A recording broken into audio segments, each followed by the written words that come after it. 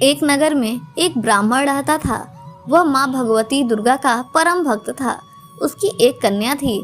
ब्राह्मण नियम पूर्वक प्रतिदिन दुर्गा पूजा और यज्ञ किया करता था। सुमति अर्थात की ब्राह्मण की बेटी भी प्रतिदिन पूजा में भाग लिया करती थी। एक दिन सुमति खेलने में व्यस्त होने के कारण भगवती पूजा में शामिल नहीं हो सकी।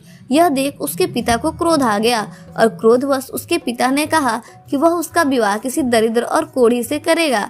पिता की बातें सुनकर बेटी को बड़ा दुख हुआ और उसने पिता के द्वारा क्रोध में कही गई बातों को सहस्त्र स्वीकार कर लिया।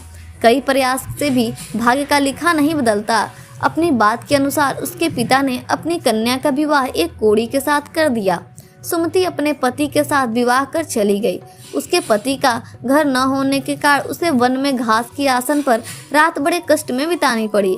गरीब कन्या की यह दशा देखकर माता भगवती उसके द्वारा पिछले जन्म में की गई पूरे प्रभाव से प्रकट हुई और सुमति से बोली, हे कन्या, मैं तुम पर प्रसन्न हूँ। मैं तुम्हें कुछ देना चाहती हूँ, मांगो, क्या मांगती हो। इस पर सुमति ने उनसे पूछा कि आप मेरी किस बात पर प्रसन्न हैं।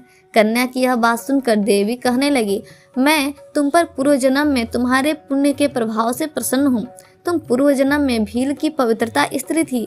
एक दिन तुम्हारे पति भील द्वारा चोरी करने का तुम दोनों को सिपाही ने पकड़कर जेल खाने में कैद कर दिया था।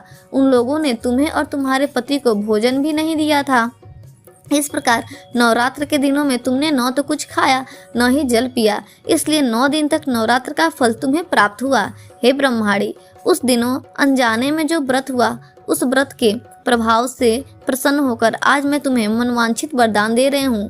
कन्या बोली कि अगर आप मुझ पर प्रसन्न हैं तो कृपा कर मेरे पति को कोढ़ दूर कीजिए। माता ने कन्या की यह इच्छा शीघ्र ही पूरी कर दी। उसके पति का शरीर माता भगवती की कृपा से रोगहीन हो गया।